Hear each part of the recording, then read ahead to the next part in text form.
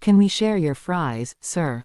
It sounded casual, polite, innocent. But to the man in the crisp navy suit, the one half sitting at the small wooden table in that softly lit neighborhood café, those words felt like lightning. He didn't notice the faded cheese maple poster on the wall. He didn't notice the gentle hum of quiet conversation.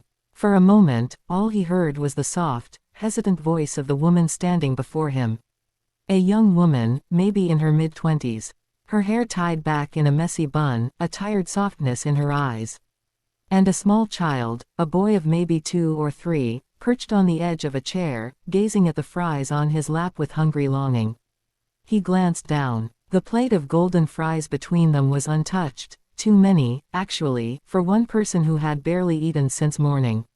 He'd ordered on instinct, more for the sake of filling a quiet emptiness than hunger. "Of course," he said quietly, pushing the plate toward her. She nodded, cheeks coloring. The boy reached out, took a fry, and smiled, that shy, hopeful smile of a child unaccustomed to surprises.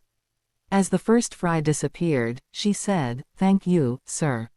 I didn't want to bother you." He shook his head. "You're not bothering me." And in that moment, the café, the fries, the dim Sunday light, everything froze still and perfect, as though the universe had allowed himself to simply see.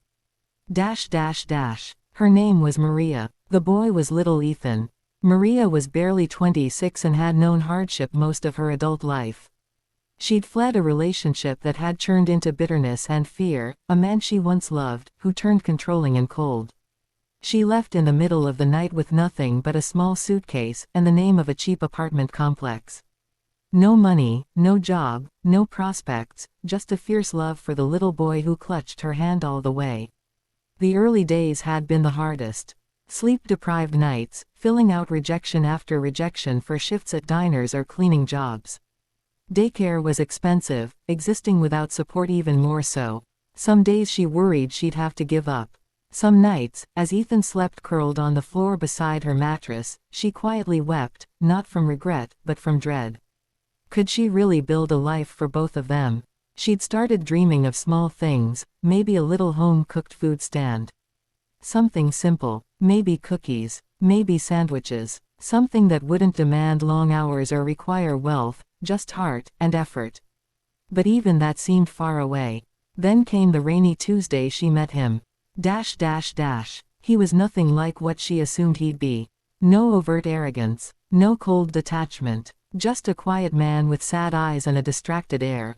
She watched him sit alone, staring at the fries as if they were a treasure. When she asked, "Could we share your fries?" it felt small, but brave. He didn't ask questions, didn't demand proof, just nodded. And in the simplicity of that gesture, something inside her cracked open.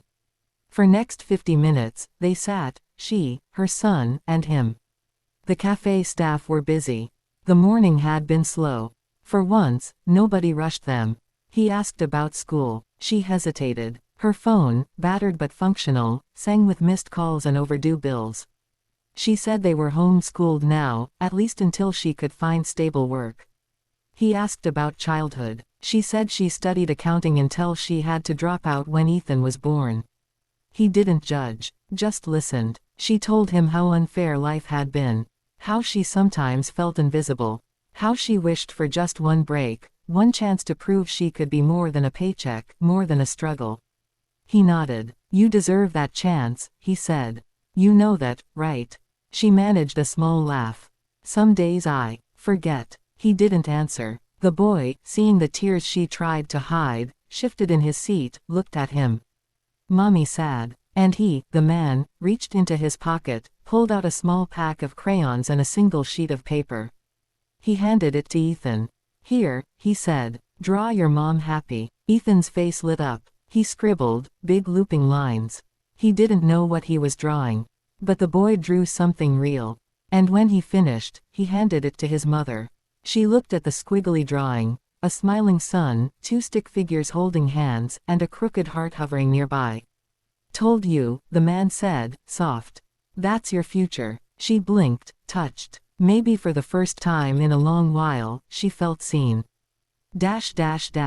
The weeks after that meeting changed everything. not because of some dramatic twist of fate, but because of the quiet ripple of kindness that unsettled her world.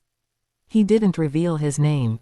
He didn't flaunt riches. He became nothing more than a friendly face in the café, a man who nodded at them when they came, sometimes bought little Ethan a hot chocolate, sometimes handed them extra fries without comment. They called him, Sir. He accepted it without correction. But in private, he used influence. A restaurant friend of his, someone in the food business world, heard about Maria's dream. They invited her to test a small food stall at a weekend market. First weekend, slow, few customers. She burned 2 sandwiches. She felt shame. She wanted to walk away. That night, he sat beside her at a small table, drinking coffee. Failure isn't a sign to quit, he said. It's a push to adjust. So she adjusted. She practiced recipes at night, tested sauces on her faded kitchen stove, wrote recipe cards on lined paper. She learned to make each sandwich better. She gave Ethan silly tasting games, which sauce makes the sandwich go crunch, just to see him laugh. Second weekend, better. A few sales. A couple of smiles from strangers. Enough to cover the stall rent. Enough to believe maybe, just maybe, she had a chance. There were challenges. There were nights when payday was a single dollar and a half-eaten sandwich. When daycare funds dried up. When her old fears whispered, "You're nothing." But each time, the man in the suit sat with her in that little cafe, offered eggs for free. Coffee, fries, a listening ear, no judgment. Slowly, she stopped calling him, Sir. Not because of any revelation. She still didn't know his real name. She called him, Friend. Because that felt right. 9 months later, the little sandwich stall had grown. It had a name painted on a modest sign, Sunrise Sandwiches. One cold Friday before dawn, she locked up the stall. The air was sharp and still. Her fingers ached from prepping dough. Her eyes burned from lack of sleep. But she was smiling, because for the first time, she had enough to pay rent, enough to keep daycare, enough to buy groceries. Enough to believe. And when she walked toward the cafe, she found him at the same table, as if he'd been waiting. He stood up when he saw her. He didn't say anything at first. He only nodded. Then he reached into his pocket and handed her an envelope, heavy, thick. Open, he said gently. She shook at first. But she opened it. Inside was enough money, more than she'd ever held at once. Enough to expand the stall, maybe a second one. Maybe hire someone. Enough to clean up the little apartment they lived in. Tears brimmed. She looked at him. Why? She whispered. He hesitated. That was new. Then, quietly, because someone believed you when you forgot you could believe in yourself. Ethan ran up then, clutching 2 paper-wrapped sandwiches. He handed one to the man. For you, he said shyly. Thank you. The man crouched, eye to eye with him. Thank you, little man. He ruffled his hair. He stood, turned to go. The door chimed behind him. She opened her mouth, to speak. To ask. To thank, but nothing came. He didn't stop. He just walked out into the dawn, leaving the door swinging softly behind him. Years later, Sunrise Sandwiches had become a small but beloved fixture in the neighborhood. People came for the warm food. For the kindness. For the sense of home. Maria looked out across the modest crowd at lunchtime, customers chatting, laughing, sharing meals. Little Ethan, now 7, ran between tables delivering paper napkins, waving shy hellos to new faces. She often thought of the man in the suit. She never did know his name. They never spoke of money again. He never asked for gratitude. He left no bill, no directive, no demands. But every time a customer walked in, a child hugged their mother, a regular asked for a second helping, she felt his gift, more than money, more than help.